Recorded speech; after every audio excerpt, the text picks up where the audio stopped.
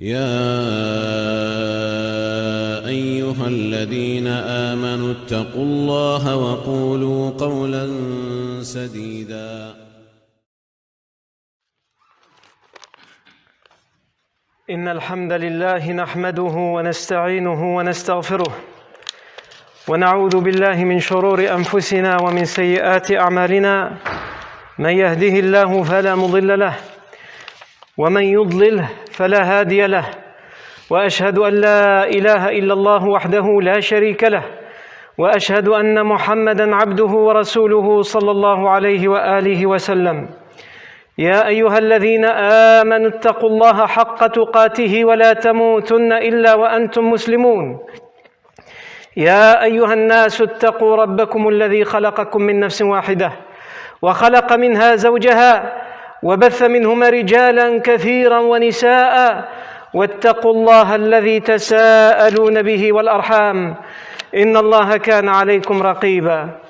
يا أيها الذين آمنوا اتقوا الله وقولوا قولا سديدا يصلح لكم أعمالكم ويغفر لكم ذنوبكم، ومن يطع الله ورسوله فقد فاز فوزا عظيما. أما بعد، فإن أصدق الحديث كتاب الله تعالى، وخير الهدي هدي سيدنا محمد صلى الله عليه وسلم، وشر الأمور محدثاتها، وكل محدثة بدعة، وكل بدعة ضلالة، وكل ضلالة في النار. أجارني الله وإياكم من النار. ثم أما بعد، أيها المسلمون، نعيد اليوم فتح المسجد من جديد. نعيد اليوم فتح المسجد من جديد للجمعة بعد أسابيع من إغلاقه بسبب الوباء المنتشر، وهذه مرة ثانية منذ بدء ظهور الوباء التي نعيش بدون مسجدنا. هذه هي المرة الثانية التي نحرم فيها من أداء الصلوات في المسجد، ونحرم فيها من أداء الجمع، والآن نعود إلى المسجد، لكن لا زال الوباء موجودا، لا زال الوباء موجودا ومنتشرا، ولا زالت إجراءات التباعد مفروضة داخل المساجد وخارجها، بل وسيتشدد حظر التجوال الليلي. بدلاً من بدايته في 8 مساء سيكون بدايته في 6 مساء، وهذا يدخل حيز التنفيذ غداً إن شاء الله تعالى، مما يضطرنا من صلاة المغرب والعشاء في بيوتنا. وفي الأسابيع الماضية انتشر الوباء بيننا بكثرة وبشكل كثيف، فكثير ممن نعرف، بل ومن رواد وعمار المسجد، منهم من أصيب به، ومنهم من لقي بسببه حتفه، نسأل الله لهم منزلة الشهداء، ومنهم من لا زال يعاني من عواقب هذا المرض وتأثراته، نسأل الله لهم الشفاء العاجل. علينا أيها الإخوة ألا نكون متهورين ولا مغامرين مع هذا الوباء الخطير، ونأخذ الاحتياطات اللازمة للوقاية منه حتى لا نصاب ولا نصيب، وحتى لا نعدى ولا نعدي، حفاظاً على صحة الجميع وحفاظاً على حياة الجميع.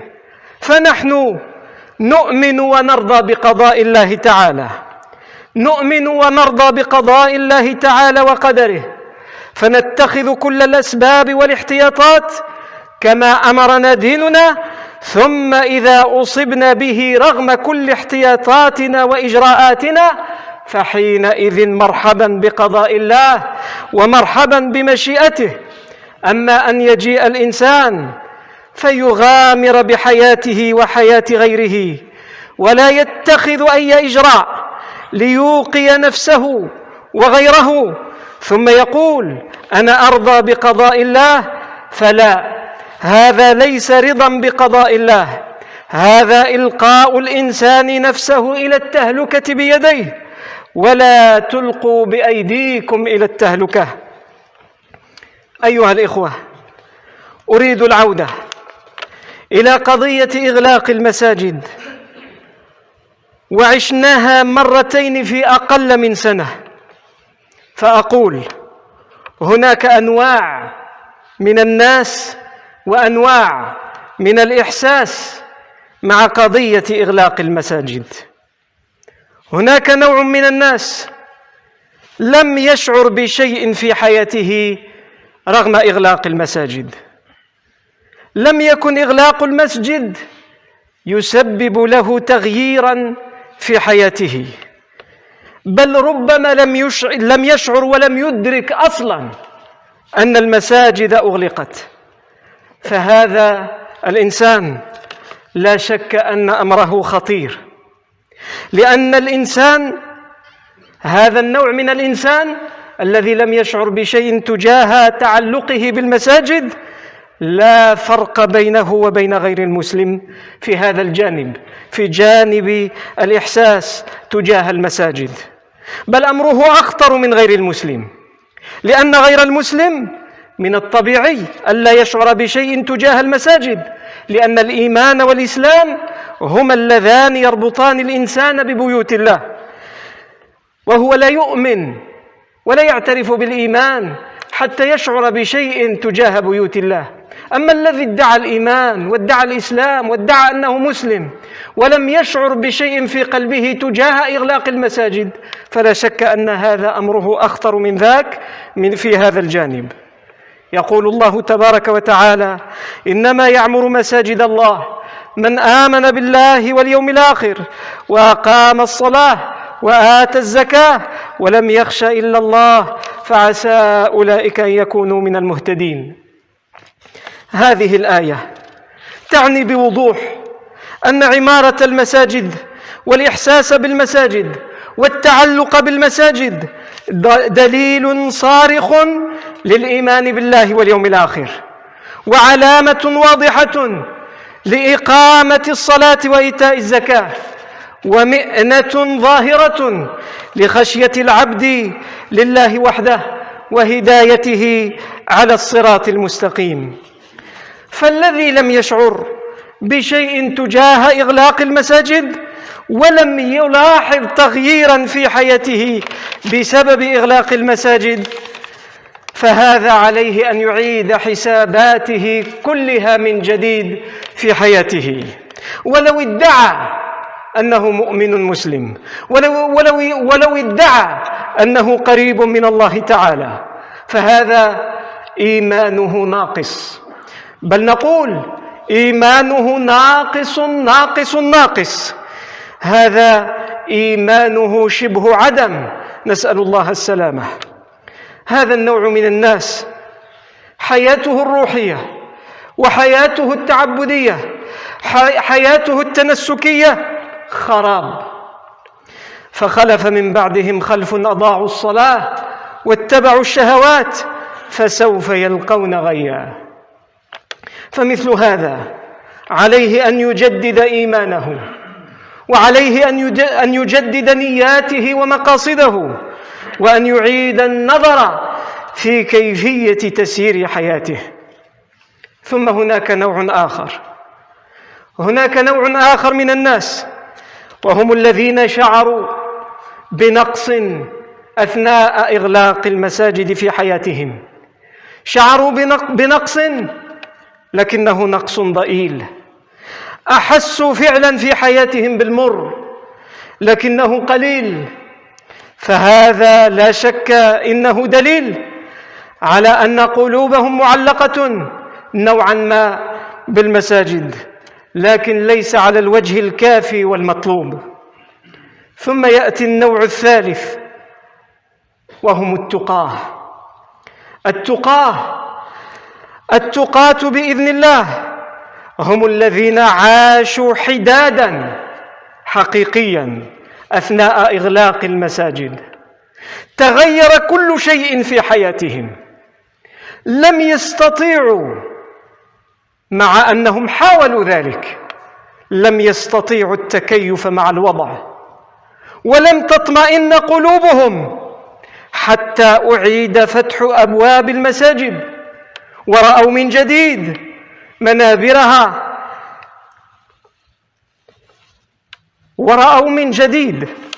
منابرها ومحاريبها، ووضعوا من جديد أجبنتهم على بلاطها وبساطها.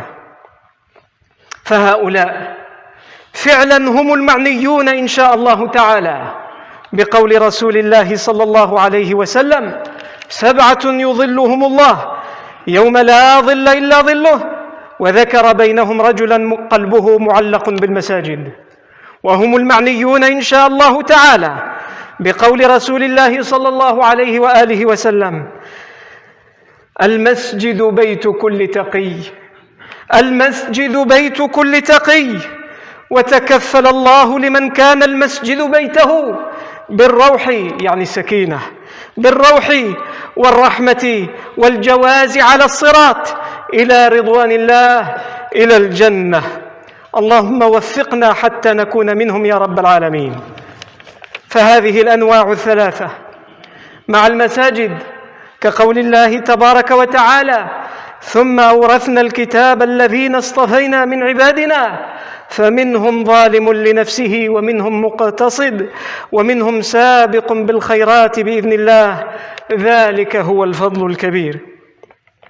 أيها الإخوة، إن محنة إغلاق المساجد التي سبقت والتي إذا تكررت يجب أن تكون لنا محطة للوقوف مع أنفسنا لمعرفة حالنا مع بيوت الله، أنحن من أهلها أو نحن من المنبوذ عنها؟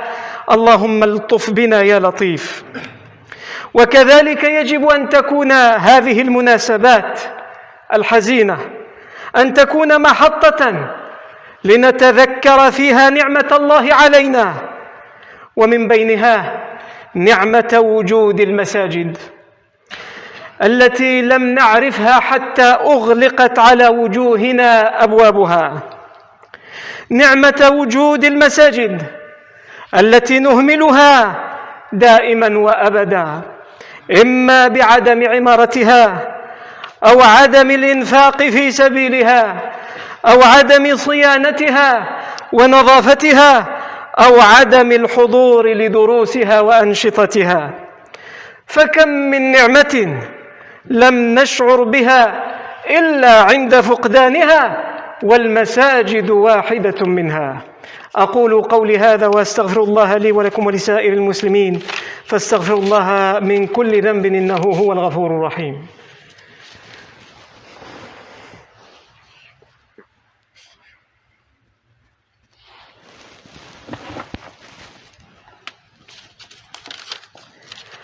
الحمد لله رب العالمين، والعاقبة للمتقين، ولا عدوان إلا على الظالمين.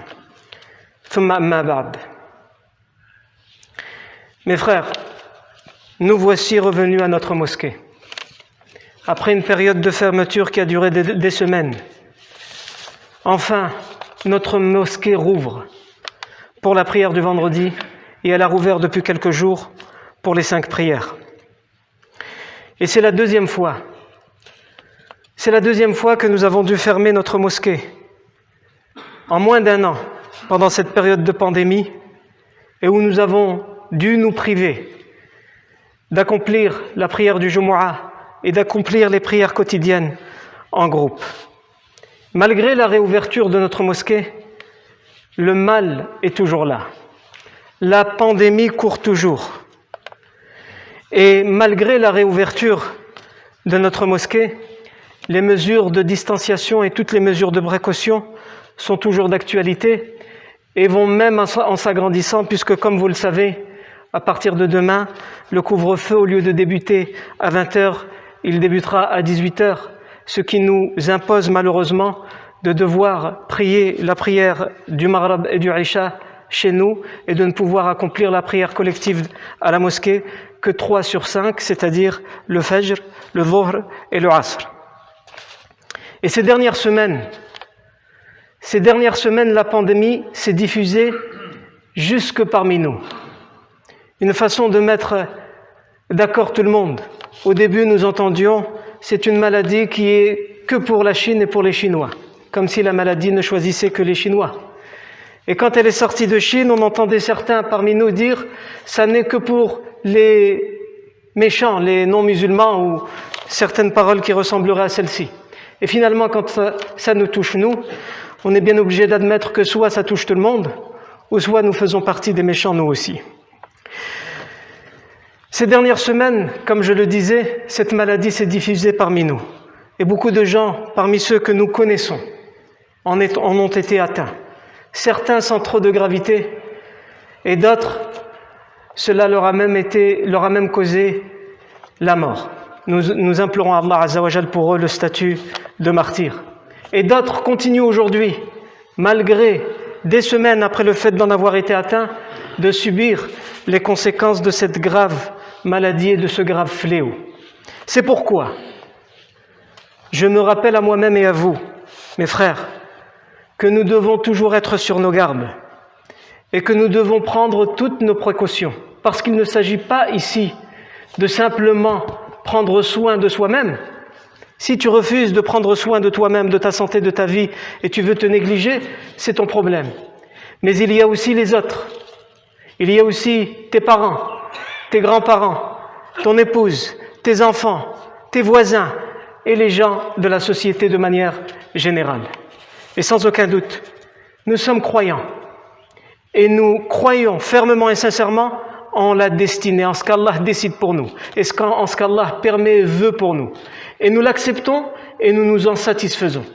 Mais cela ne veut en aucun cas dire que nous ne devons prendre aucune précaution, comme le font certains qui disent « Moi, j'ai pas peur du destin d'Allah, alors c'est pas grave. » Non.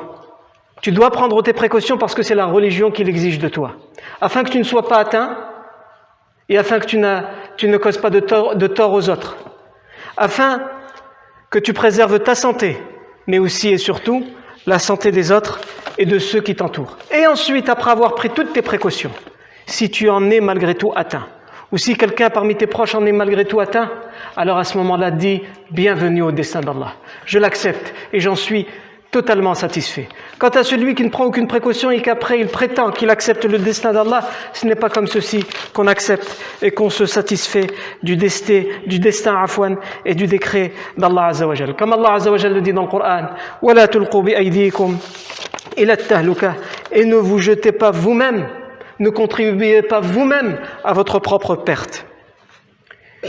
Je veux revenir à présent à cette histoire de fermeture de mosquées. Il nous faut dire qu'il y a plusieurs catégories de personnes face à la situation de devoir fermer la mosquée, de ne plus pouvoir accomplir sa prière à la mosquée. Il y a plusieurs sortes et plusieurs catégories de sentiments et de rapports à la mosquée. Première catégorie de personnes, ce sont ceux qui n'ont eu aucun changement dans leur vie. Dans leur vie, la mosquée a été fermée pendant plusieurs semaines et 2 fois en moins d'1 an. Mais ils n'ont remarqué aucun changement. Certes, il y a des changements dans leur vie à cause de la pandémie, mais pas face à la fermeture de la mosquée. Peut-être même qu'il n'a même pas conscience. Peut-être même, pour les pires, ils ne sont même pas au courant que la mosquée a fermé. Ces gens-là, sans aucun doute, ils doivent se remettre en question. Ne pas remarquer que quelque chose change dans ta vie. Quand la mosquée est fermée, ça veut dire que tu n'as aucun rapport avec la mosquée. Tu n'as aucun sentiment face aux demeures d'Allah Azza wa Jal, pour les demeures d'Allah Azza wa Jal. N'oublie pas qu'Allah Azza wa Jal parle de ceux qui fréquentent et qui peuplent les mosquées en disant « Ne fréquentent assidûment les mosquées d'Allah que ceux qui croient en Allah et au jour dernier. ne fréquentent assidûment les mosquées d'Allah que ceux qui croient en Allah et au jour dernier, qui pratiquent la prière, qui s'acquittent de la zakat, qui ne craignent qu'Allah, il se peut que cela fasse partie du nombre des bien guidés. Sans aucun doute, ce verset, il veut dire que celui qui ne ressent rien face à la mosquée, il a un manque, il a une grave carence en ce qui concerne la foi en Allah et au jour dernier, en ce qui concerne le fait d'accomplir sa prière, quand bien même il prie. Mais s'il n'a rien ressenti pour la mosquée, ça veut dire qu'il y a un problème même dans sa prière. Parce que la preuve, comme le dit ce verset, le signe qui montre que tu crains Allah et le jour dernier, que tu crois afwan en Allah et au jour dernier, que tu ne crains qu'Allah, que tu t'acquittes convenablement de ta zakat et que tu accomplis convenablement ta prière, la preuve et le signe de tout cela, c'est que tu peuples, que tu fréquentes la mosquée. Et si tu ne ressens rien, qui fréquente vraiment la mosquée? Celui qui ressent quelque chose. Il ne suffit pas juste de venir à la mosquée, c'est ressentir quelque chose lorsque la mosquée a été fermée autant de temps. Ensuite, la deuxième catégorie de personnes, c'est celui qui a ressenti quelque chose. Il y a eu du changement dans sa vie. Avant de passer à cette deuxième catégorie, sans aucun doute la première catégorie dont nous avons parlé. Celui qui ne ressent rien, il a une obligation qui est extrêmement urgente pour lui avant que l'ange de la mort n'arrive. C'est qu'il se remette en question sur tout dans sa vie.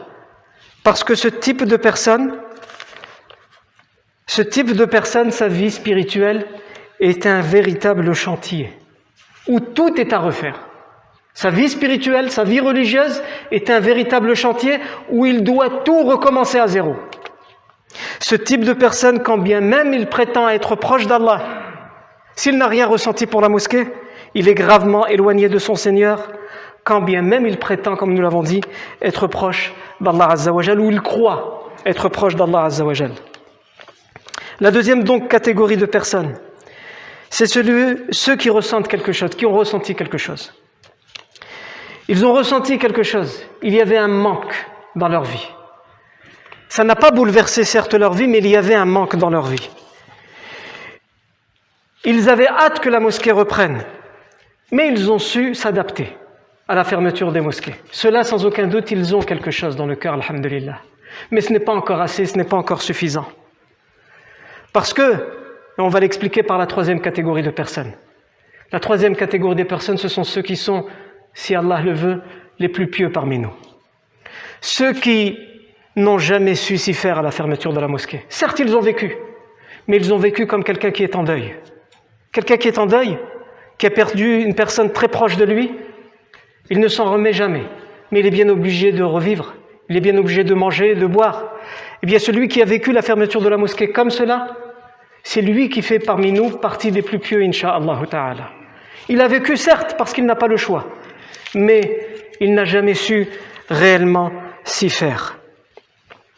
Cette catégorie des personnes, nous implorons Allah Azza wa Jal qui nous permette d'en faire partie. Parce que ce sont ces gens-là qui ont un rapport à la mosquée qui est celui qui est attendu par la religion. Ces gens-là, ce sont ceux dont les cœurs n'ont retrouvé leur tranquillité que lorsqu'enfin ils ont vu les portes de la mosquée se réouvrir. Ces gens-là, ce sont ceux dont les cœurs n'ont retrouvé leur sérénité que lorsqu'enfin ils ont retrouvé les salles de prière et ils ont retrouvé les mimbars et les mihrabs. Ces gens-là, ce sont ceux qui ont enfin pu, certes ils ont continué à prier chez eux, ils ont continué à poser leur front sur le sol, mais enfin ils ont retrouvé leur tranquillité lorsqu'ils ont pu poser leur front sur le sol. Et ils retrouveront leur tranquillité complète et intégrale lorsqu'enfin ils pourront prier côte à côte sans distance avec leurs frères. Nous disons donc, pour conclure, en réalité ces périodes de fermeture de mosquées, au lieu d'être des périodes de polémique comme beaucoup le font, est-ce qu'il faut fermer, est-ce qu'il ne faut pas fermer, est-ce qu'il faut fermer pour toutes les prières ou certaines prières, utilise ce temps pour te remettre en question sur ton rapport à la mosquée. Et sans aucun doute, beaucoup d'entre nous ont encore beaucoup à faire dans leur rapport à la mosquée. Utilise ton temps pour que ton cœur sois attaché à la mosquée, pour que tu fasses partie des gens, des sept parties de personnes, des 7 catégories de personnes qui ont été citées par le prophète sallam, qui seront protégées par l'ombre d'Allah le jour où il n'y aura aucune ombre sauf la sienne. Et parmi ces 7 catégories, le prophète sallam a mentionné ceux dont les cœurs sont attachés, fortement attachés aux mosquées. Dans un autre hadith, le prophète sallam a dit: la mosquée, c'est la maison de l'homme pieux. Et Allah garantit pour quiconque la mosquée et sa demeure de le combler de la sérénité et de la miséricorde et de l'aider à passer le pont du Sirat sans encombre pour arriver à la satisfaction d'Allah et pour arriver à son paradis. Nous devons donc nous remettre en question sur cela, sur notre rapport à la mosquée, et aussi en profiter pour nous remettre en question sur le fait que nous ne sommes pas assez reconnaissants envers Allah Azza wa Jal pour les bienfaits dont il nous comble. Et malheureusement, c'est simplement quand nous les perdons, ces bienfaits, que nous nous rendons compte de leur importance, comme la mosquée. Le fait d'avoir une mosquée pas loin de chez soi et de pouvoir y prier. On ne s'est vraiment rendu compte de ce grand bienfait que lorsque les mosquées ont été fermées. Allahumma ij'alna min ahli al-masajid, waj'alna min ummariha, waj'alna min ruwadiha. Allahumma ij'alna min alladhina قلوبهم معلقة بالمساجد يا رب العالمين. اللهم اجعلنا وفقنا حتى نكون منهم يا رب العالمين. اللهم وفقنا حتى نكون منهم يا رب العالمين. اللهم أصلح ذات بيننا. اللهم أصلح ذات بيننا. اللهم اجمع شملنا. اللهم وحد كلمتنا. اللهم وحد صفنا. اللهم ارفع عنا الوباء وارفع عنا البلاء.